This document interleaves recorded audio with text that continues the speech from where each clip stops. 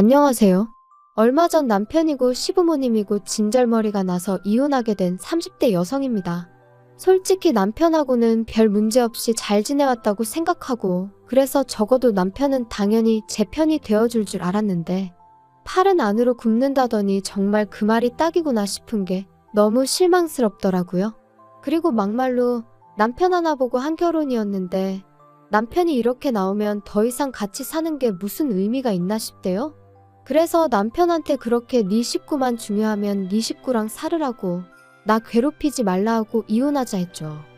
남편하고는 좀 이상하게 들릴지도 모르겠지만 소개팅 어플로 알게 된 사이예요.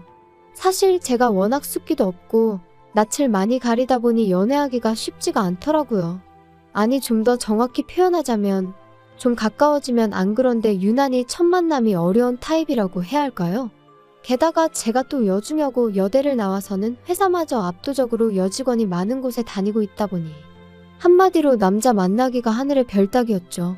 그래서 하루는 아는 언니랑 퇴근길에 맥주 한잔 하면서 반쯤 농담으로 신세 한탄하듯 이런 이야기를 했더니 언니가 자기는 남자친구를 소개팅 어플로 만났다더라고요. 깜짝 놀랐죠. 그래서 언니는 운이 좋았던 거라고, 그러다 괜히 이상한 사람한테 잘못 걸리면 어쩌려고 그랬냐니까. 그게 아무나 가입할 수 있는 건 아니고 학력, 직장 그리고 자기소개서 같은 별의별 자료를 다 내야 된다는 거예요. 그러면서 오히려 지인들 통해서 하는 소개팅보다 부담도 없고 좋다며 저더러 한번 가입해보라고 혹시 누가 아냐 그러는데, 앞에서는 어우 됐어요 했지만 솔직히 좀 솔깃하긴 하대요. 그래서 그 만남이 있고 며칠 지나서 반신반의하는 마음으로 핸드폰에 어플을 설치했네요.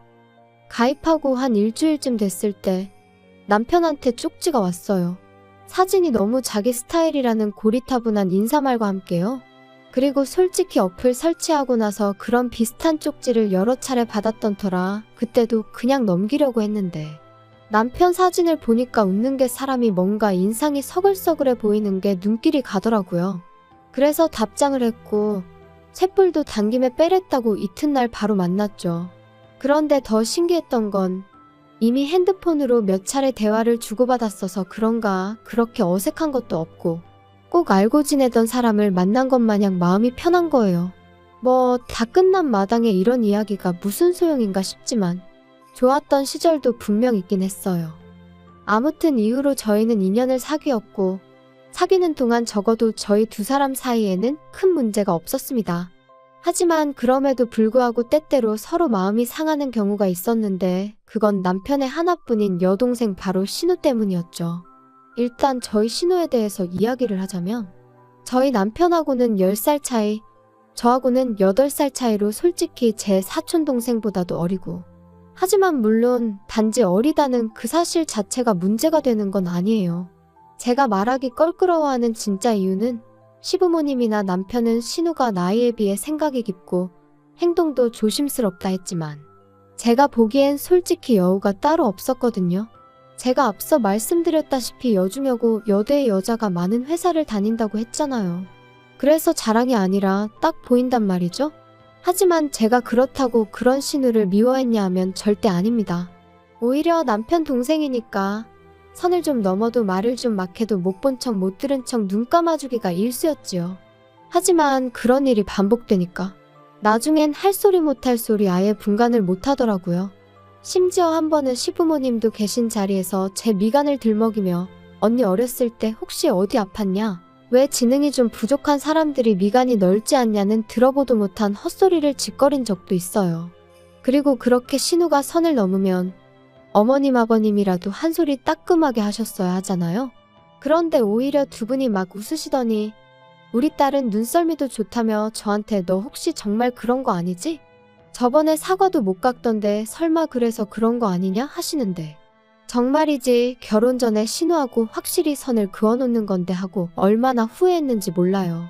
그래서 신우더러 말이라고 함부로 하는 거 아니라고, 내가 아가씨 학벌 가지고 놀리면 기분 좋겠냐 했거든요. 그랬더니 또 어머님 아버님이 저더러 너는 웃자고 한 소리에 왜 죽자고 달려드냐는데, 정말 이놈의 집구석 답도 없다 싶더라니까요. 하지만 그런 이유로 제가 남편이랑 이혼을 결심한 건 아닙니다. 결혼한 지 반년쯤 되던 때, 그러니까 여전히 남편이랑 저는 그래도 신혼 분위기를 내던 시기였는데요. 난데없이 신우가 다니던 회사를 때려치고는 서울에서 모델 일을 하고 싶다며 독립을 한다는 거예요. 참고로 저희 신우가 모델을 할 만큼 키가 크다거나 어디가 특출나냐 하면 그런 건 아니었는데, 제가 그 분야는 잘 모르다 보니 이러쿵저러쿵 하기도 뭐하고 그래서 그냥 그러냐 하고 말았죠. 그런데 어이가 없는 게 그 독립이라는 게 저희 집에서 저희랑 같이 산다는 뜻이었어요. 어머님이 연락을 해오셔서는 신우가 서울에 살겠다고 하는데 여자 혼자 살게 할 순 없으니 저희더러 데리고 있으라셨거든요. 저는 고민하고 말고 할 것 없이 안 된다고 했어요. 신우는 둘째치고 그냥 신우라는 사람을 제가 감당해낼 자신이 없다면서요. 하지만 어머님은 막무가내셨습니다. 왜 살아보지도 않고 싫다고 하냐. 너는 결혼했으면 신우도 가족이다 생각해야지 네 동생이어도 이랬겠냐? 그리고 저는 그런 어머님께 꼭 살아봐야 이 사람이랑 나랑 만나 안 만나를 아는 거냐. 그리고 제 동생은 이런 부탁을 할 애가 아니다. 솔직히 어른한테 이래도 되나 싶을 정도로 한마디도 안 지고 받아쳤지요. 그리고 그러자 어머님이 정말 치사하게도 저희를 앉혀놓고는 죽어도 같이 못 살겠다 싶으면 결혼할 때 지원해주신 1억을 토해내라셨습니다. 참고로 저희 친정부모님도 똑같이 1억 지원해주셔서 그 돈에 저희가 모은 돈을 합해서 집을 구한 거였어요. 진짜 어이가 없더라니까요. 그런 이야기까지 듣고 집에 온 저는 까놓고 말해서 얼마나 분했는지 몰라요. 그래서 남편한테 나 당장 내일 은행 가서 1억 대출 받을 거야. 그리고 그 1억 돌려드릴 거야. 진짜 치사해서. 막말로 어머님이 1억 주신 게 나 뭐 용돈 주신 거야? 나 쓰라고 주신 돈 아니잖아. 당신 아들 장가 보내려고 주신 돈이면서 이제 와서 그 돈을 빌미로. 어쩌면 이러실 수가 있어? 나도 치사해서 그 1억 안 받아. 대신 당신도 어디 가서 나랑 반반 결혼했네 하고는 헛소리 하지 마. 그리고 어머님도 이제 나한테 며느리돌이 같은 거 바라시지 말라고 해. 야, 너는 진짜 그렇게까지 해야겠냐? 너는 어떻게 한 번을 져주는 게 없어? 내가 이런 인간을 믿고 결혼을 했나 싶은 게 얼마나 우라가 치밀던지요. 그래서 이게 무슨 가위바위보도 아니고 져주고 말고 할 문제냐 다시 받아쳤어요. 그리고는 바로 이튿날 은행에 가면서 친정부모님께 전화를 드렸고 이러한 일이 있었다. 죄다 말씀드렸습니다.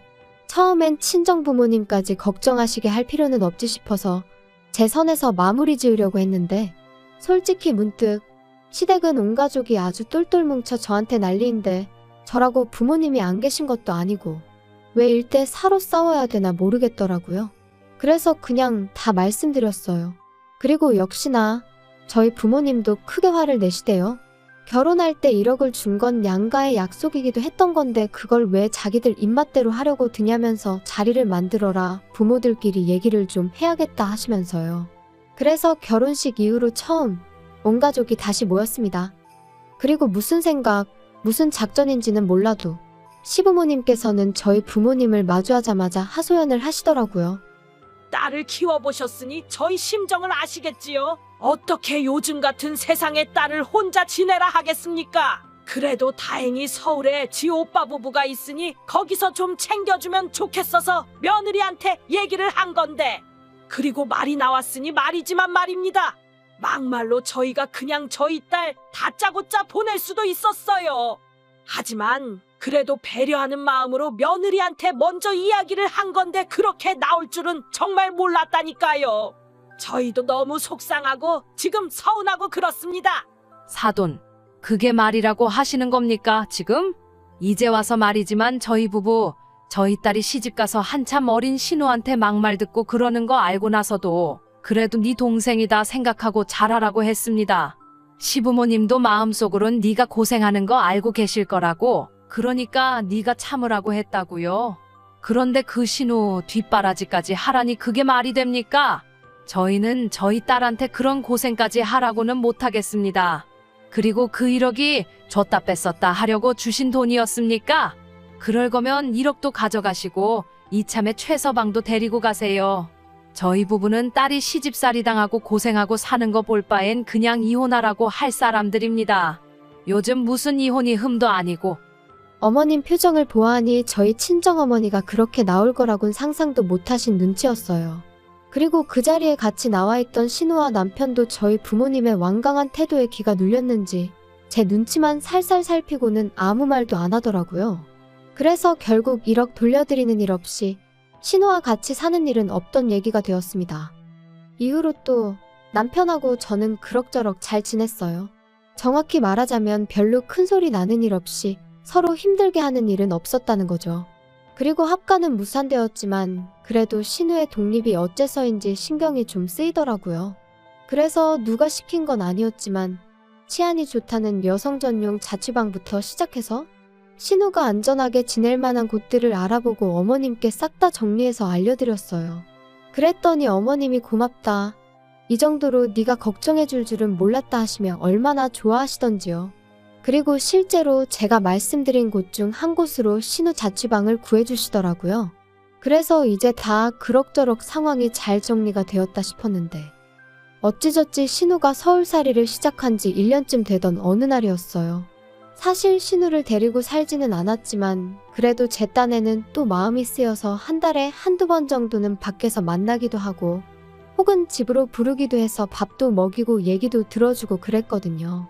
그리고 제가 지금 이런 이야기를 하는 이유가 제가 얼마나 대단히 잘해줬다고 생색내자는 게 아니라 그럼에도 불구하고 신우에게 애인이 있다는 사실은 몰랐다는 거예요.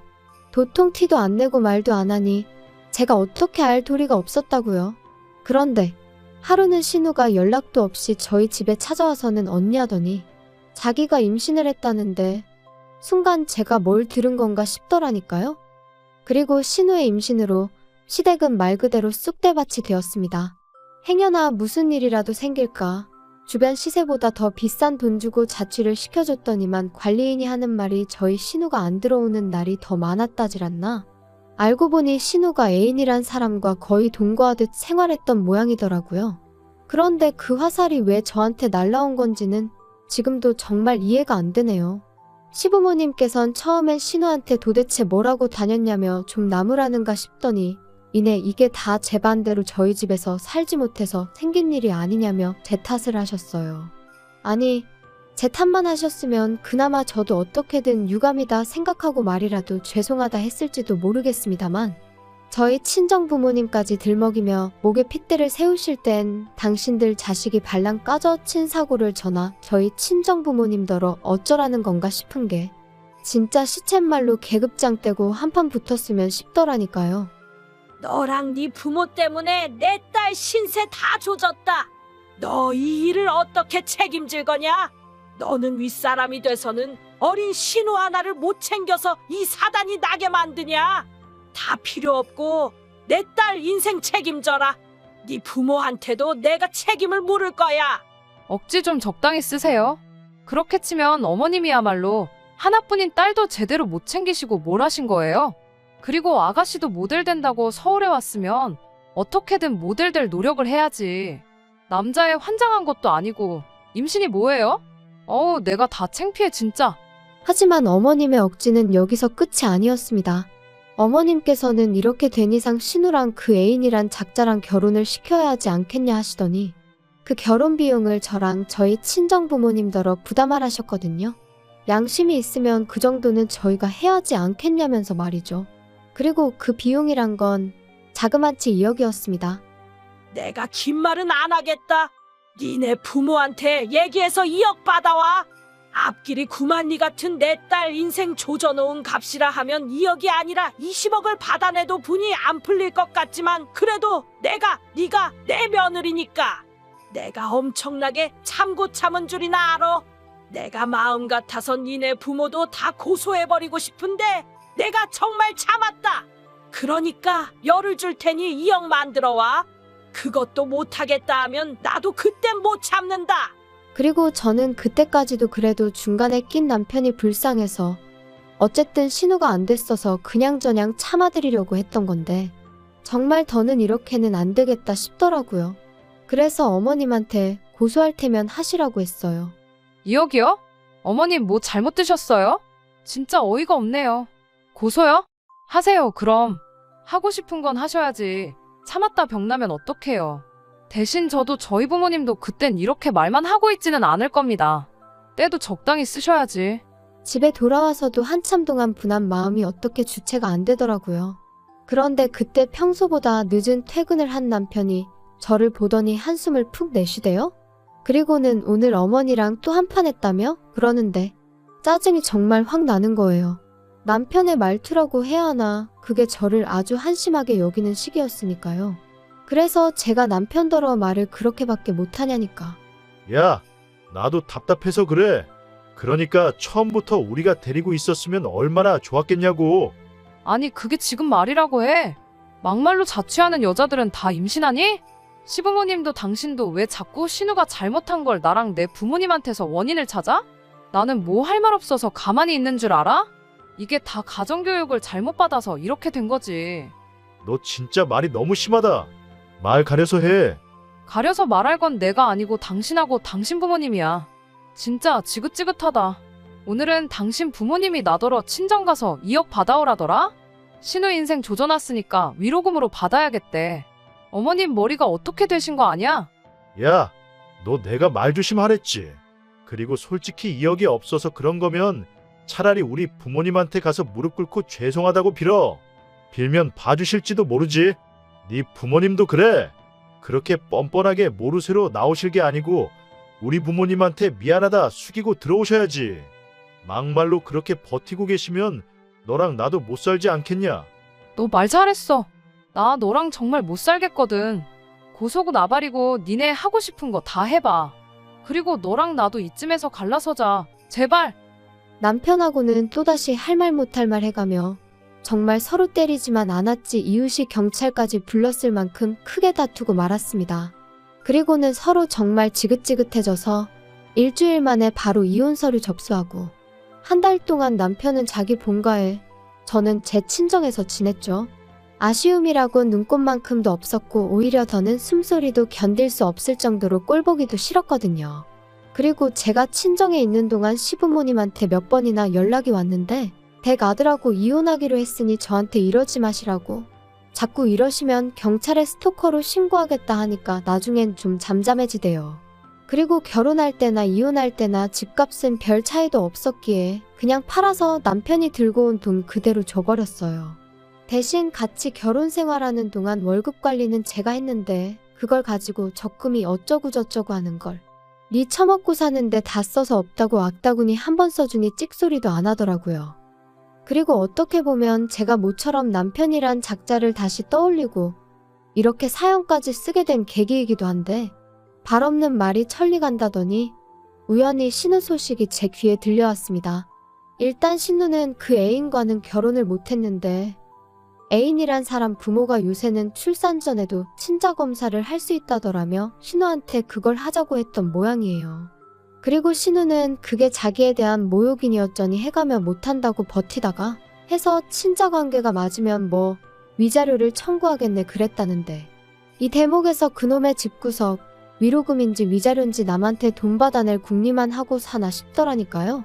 아무튼 그래서 친자 검사를 했는데 아니었던 거죠. 그리고 더 웃긴 건 알고 보니 신우의 남자 관계가 워낙 화려해서 누구 한 사람을 특정해낼 수가 없었던 모양이에요. 몇몇은 스쳐가는 인연만도 못한 만남이었다 하니 말 다 한 거 아니겠어요? 정말이지 아무리 자기 멋대로 사는 시대라지만 어쩜 그렇게 무책임하게 살았나 싶더라니까요. 사실 남의 불행을 듣고 좋아하면 안 되는 건데 그 소식 전해 듣고 나니까 기도 안 차고 한편으론 꼬숩다는 생각도 들대요. 그러니까 심보를 곱게 써야지. 그리고 지금도 보나마나 저와 저희 부모님 탓이나 하고 있을 게 뻔해서 불쌍한 생각도 안 들거든요. 아무튼 뭐 이제 남편도 본가로 돌아갔겠다. 시부모님이고 남편이고 온 가족이 들러붙어 신우 뒤치다거리나 해주면 딱 되겠네요. 혹시나 이 사연을 듣게 된다면 축하한다고 꼭 말해주고 싶어요. 축하해, 한번 잘 살아.